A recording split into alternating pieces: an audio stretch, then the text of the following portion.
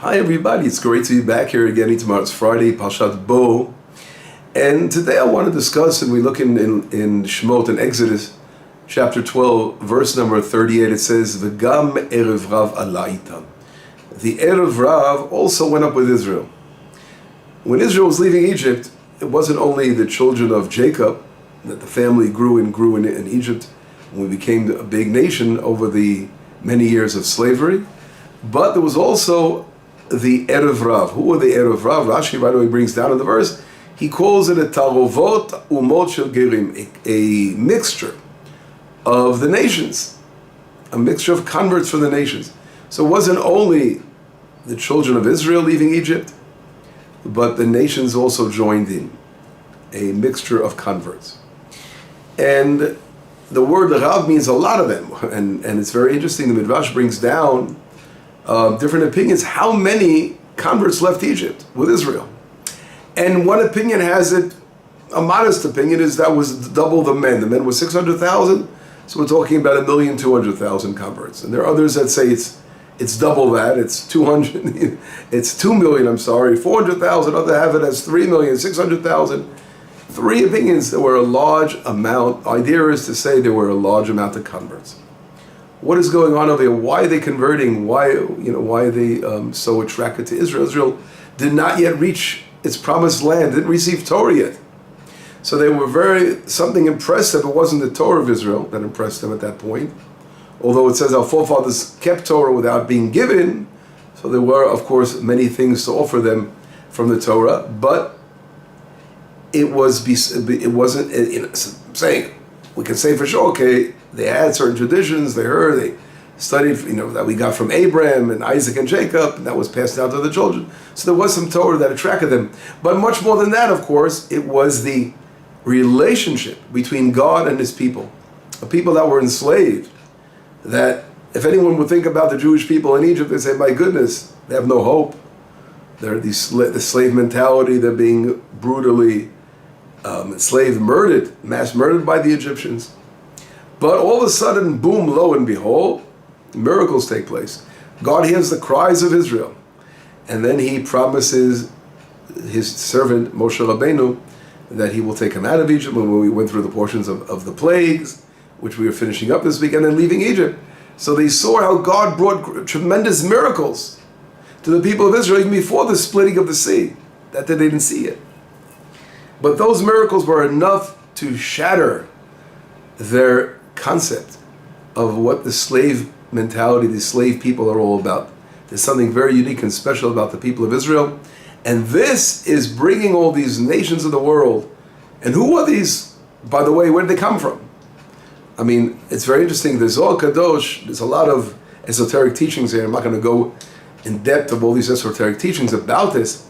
But the Zohar Kadosh quotes 5 different types of Erev Rav. And he talks about the acronym Negara. Nega literally means a plague, a bad plague, or a bad blemish. Nega refers to the each one of these letters refer to one of the 5 types. The Nephilim, right? As we all read about the Nephilim and the fallen angels, right, in the beginning of Genesis.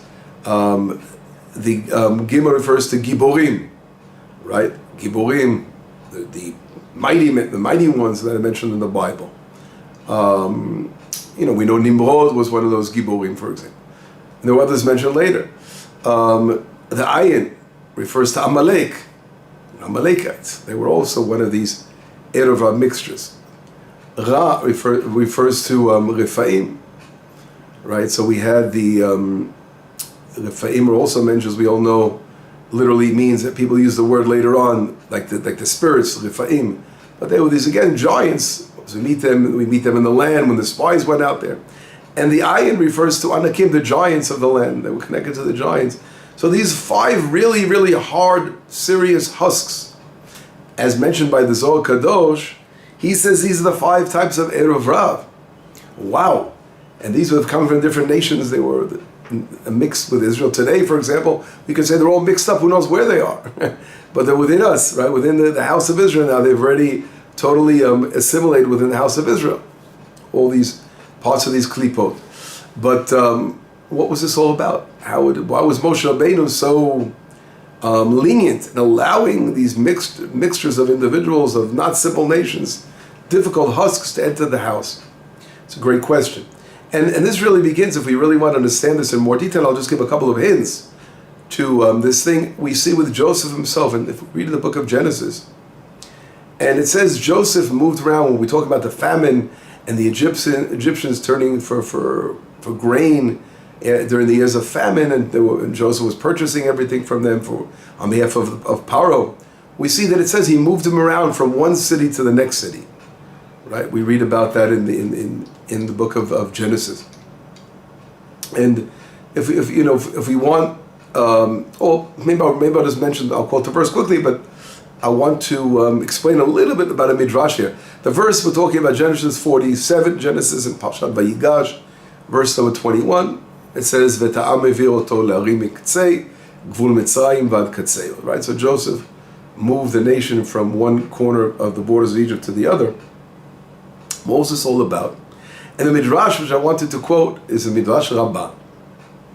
Fascinating midrash, which talks about how Joseph, when dealing with these people who wanted to buy the grains and wanted the grain, Joseph had a condition. And the midrash says the condition was they had to circumcise themselves first. And he said, in order to eat that of the holy bread that Joseph, it was just like eating of the Paschal lamb that we're talking about this week's portion. Now we see how the Torah invests so much time explaining about the laws related to the converts, because that was all for the Erev Rav, the mixture of nations that came in Israel. The same way they started with Joseph, saying, listen, if you want to eat that grain is holy. God blessed that grain, and I want you to circumcise yourselves first. And the Midrash talks about how they were so upset. They went to Paro, and then Paro says, "What do you want from me?" Go back to Joseph, listen to what he says. And basically, Joseph was doing here. He's sort of having these people rectify. You could say conversion before Israel was formed was a type of conversion. It was just like Jacob, we know, was involved in conversion, and Abraham and Joseph. What do you mean conversion? Conversion is rectifying. Rectifying, in other words, these nations of the world that were idol worshippers. They were involved in very, very, caught in very, very bad things. Joseph saw a need to cleanse these sparks of the nations, and he began doing this in Egypt. But it's interesting because, as I mentioned before, it started with Jacob, his father, and it started before that with Abraham, as we know, when he came to the land of Israel. It says he took the souls he made in Haran. So it was something even before the Torah was given, the process of tikkun olam, rectifying the world, that process existed.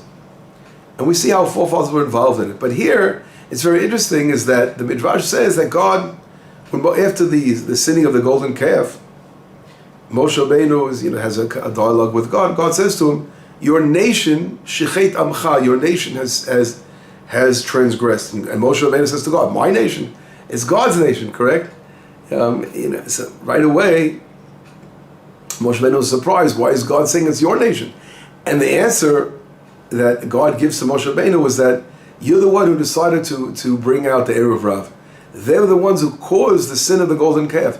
They're the ones who caused the sin of the basal tava, of craving after the meat in the desert and saying we'd have no food here. A lot of the sins, all the sins in the desert, most of them were actually as a result of the Erev Rav, our sages teach us. So this mixed multitude became a very, very difficult challenge for Israel proper, the children of Jacob, in order to, when they came out of Egypt, in order to cope without the desert, that to deal with all these issues and problems that the nations that joined Israel, they were now part of Israel, but they were still brought with them, we say, the baggage that had to be cleansed from them. And therefore God actually said to Moshe Rabbeinu, "What do you want from me? This is your nation." He brought them out. But of course God didn't tell Moshe not to do this. He went with it. Now what is this? We have to try to understand this deep concept. And I want to read the beautiful words of Rav Kook. Rav Kook in Shmona Kvatzim, it's one of his works called 8 chapters or 8 Kvatzim, as we say. He writes like this. He says, "Kol nishama gedola," any great soul, yesh la esek im kol hanafim hamista'afim mishulsheh. He says, great souls have a lot to do. They have business to do with the souls that are coming out of their roots. In other words, great souls are connected to other souls, and they have to rectify, and they have to be involved in souls that are coming from them. And it is their job of these great souls to rectify their blemishes. And have a great merit to bring those who are far away, even much more than they should be. Right? So sometimes you say to yourself, just what are you getting involved in these souls that are so far away? They're so they're so full of uncleanliness. What are you getting involved in trying to help them? And Rav Kook is saying that when this great soul, this great tzaddik, a great righteous person, he feels that they're connected to him somehow, because he sees that they go way back and there's some kind of interconnection. He has a need, he has dealing with that to rectify them. Rav Kook says in this last generation, ikvata de Mashiach, in the footsteps of Messiah, yeshnam tzadikim ke'ele she'em makirin shnimtzim kofrim gemurim, because there are great righteous rabbis that they recognize that there are people that totally are blasphemers, they don't believe in God. Misitim umedichim, but they actually not only don't believe in God, but they're also trying to entice others and bring other people away from the belief of God, atheism and all that. Shem shayachim l'shorosh nishmatam. But the great righteous, they see that they are connected en route to their own soul. So the righteous people see they have a connection to them. They're not gone. They're somehow the root goes all the way and touches upon their inner essence. And therefore these great righteous people, have to be involved in rectifying them. He goes, something like this you can't even fathom if you look at it just in a simple intellectual way, of just a rational way. It doesn't seem rational. People that are so far away cursing God forbid, or cursing their Judaism, cursing their heritage, and trying to go out there and bring them back and rectify them and show that they have a connection, an interconnection to your soul. We're talking about the great rabbis that can do this. This is Rav Kook is saying that they have a mission out there, a mission. And he goes on to say, Moshe Rabbeinu, quoting Moshe Rabbeinu, he's saying, Alav Shalom, right? Peace be upon him. Chafetz b'kirvat ha'erva. Moshe Rabbeinu, he wanted to bring this mixed multitude of nations back. Ha'itpashtut ha'kamutit, this large amount, as we said, a huge amount of nations that wanted to convert, that converted. V'torah yarda me'echuta ha'idei ratzon ha'kamuti. And therefore the Torah of Kook says, obviously went down on its quality with all this quantity of the mixed multitude, right? It had to go down level. Some levels there. V'de'al yonahi gnuza b'or chesed elyon, shesham kabutz hakol, v'kol me'ule. Hachoshech elyon, hagadol mikol orot, v'tov ha'mitale mikol ha'chaim mikol tov. In other words, what he's saying, Rav Kook, over here is that Moshe Rabbeinu did a giant step over here of trying to bring. He saw the connection of his soul to these Erev Rav, that there was some huge tikkun, that Moshe Rabbeinu, he had to be the one to do this. And so at the end of the day, the ending will be happy ending at the end of the day. But of course, we went through harsh things because of this Erev Rav, as for example, the sin of the golden calf. But at the end, there's going to be a great rectification. And Rav Kook goes on. I'm not going to continue the entire, what else he says, but he talks about this at length. But I want to mention over here, and it's very, very important to try to bring us to understanding of what's going on over here, the nations, and we see it today in our modern times, of a huge burst of those amongst the nations that are studying Torah and want to get closer to Israel, and and different levels, the Noachites, and different levels of those who feel the connection to Israel. And then you have those who actually want to convert and join the house of Israel. Today, Because the same thing as in the old days of leaving Egypt, they see their amazing, wonderful miracles of Israel returning to the land and setting up the house of Israel, and miracles of the 6-day war and all that, and everyone, and this brings people to want to be close to Israel, to want to be rectified, and this great wave of those who are trying to join the house of Israel is connected to that same thing that Moshe Rabbeinu and Moses saw way back then. Rav Kookes was talking about rectifying these souls of the Erev Rav that are joining the house of Israel. Because at the end of the day, we all know is that the redemption depends upon this. It's not that Israel is going to go ahead and convert all the nations of the world. I mean, Israel is a nation that does not seek to go out there and convert the whole world. But Israel does seek to bring the entire world to Tikkun Olam, to a much better place, and to rectify the souls of bringing them close to God. And this closeness to God will rectify all issues, all these golden calves, and all the other problems that exist in the world will be rectified through that true connection to God. When they see the land of Israel come to life, when they see the people of Israel return to the Torah, and this will uplift all those nations. So what started with our forefather Abraham, and it continued through all our forefathers, and Jacob and Joseph, as we see, and Moshe Rabbeinu leaving Egypt.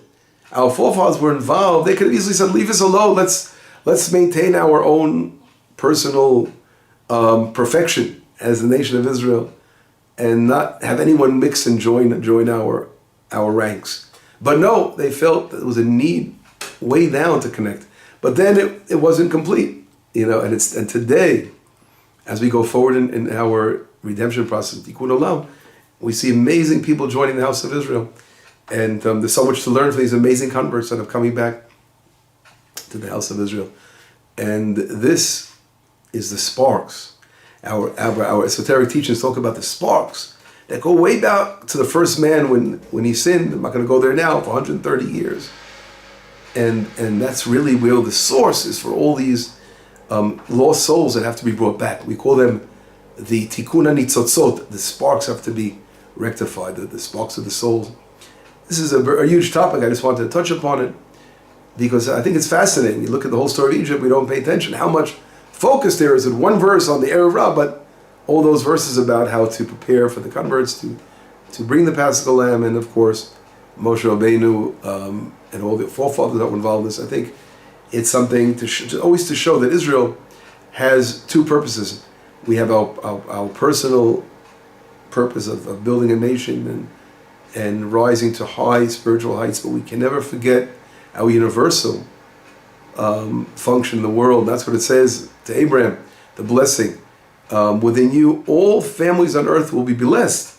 And that is through Israel not forgetting these far out souls that need the rectification. And we see these, the Erev Rav, they're the very, very difficult husks to break, to rectify, that they have to be cleansed and bring the entire world to the special closeness to God, which the world really needs more than anything to bring a true refuah, a true healing to mankind. Shabbat shalom, b'sorot tovot, yeshuot v'nechemot.